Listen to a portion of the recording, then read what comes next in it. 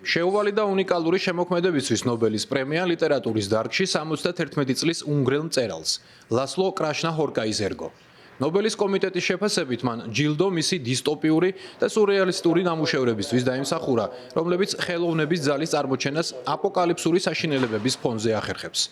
უნგრელი მწერალი 1954 წელს უნგრეთის პატარა ქალაქ გიულაში დაიბადა და მკითხველს თავის ადებიუტო რომანით სატანტაგო გააცნო. ნაწარმოები გვიყვება სოფლის ნგრევის შესახებ, რომელიც ძალიან ჰგავს მწერლის მშობლიურ ქალაქს. სატანტანგომ ლიტერატურულ ჯილდოებთან ერთად კინოინდუსტრიაშიც დიდი პოპულარობა მოიპოვა. 2012 წელს ბელატარმა წიგნზე დაყრდნობით ამავე სახელწოდების 7 საათიანი ფილმი გადაიღო და ის დღემდე კომუნიზმის დაცემის სანიმუშო ილუსტრაციად რჩება.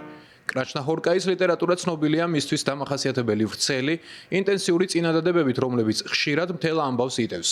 ის ასევე ცნობილია დისტოპიური, მელანქოლიური თემებითა და ისეთი სიმძაფრით, რომელთა გამოც ავტორს ხშირად მელვილსა და კაფკასაც ადარებენ. პოსტმოდერნისტი მწერლის შემოქმედებაში მნიშვნელოვანი როლი აქვს ადგილებს.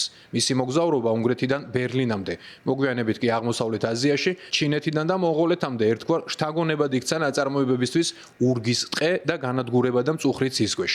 კრაშნა-ჰორკაის პირველი რომანის გამოქვეყნებიდან 40 წელი გავიდა და უკვე თითქმის ნახევარი საუკუნეა სრულყოფილების გამოხატულებად რჩება. ის წლებია ერთმანეთზე უფრო გამორჩეულ ლიტერატურულ შედევრებს ქმნის და ეს აუცილებლად უნდა აღგვენიშნა. მას აქვს განსაკუთრებული უნარი, რომ ნოველაში აღწერილი სამყარო რეალობად აქციოს მკითხველისთვის. გულისხმობ, რომ მკითხვისას მისი სამყაროს შუაგულში აღმოაჩენ თავს. ამის გაკეთება ცოტა ავტორს შეუძლია. განსაკუთრებული პოპულარობა სატანტაგოსთან ერთად უნგრელ მწერალს წინააღმდეგობის მელანქოლია მოუტანა.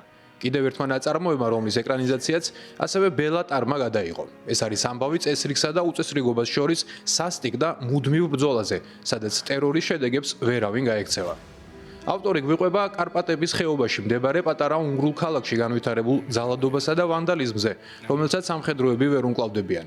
მათი უნარობა თავიდან აიცილონ ანარქია, დიქტატორული გადატრიალების შესაძლებლობას ქმნის. ნობელის პრემიის დაჯილდოების ცერემონია 10 დეკემბერს ალფრედ ნობელის 1896 წელს გარდაცვალების წლისთავზე გაიმართება.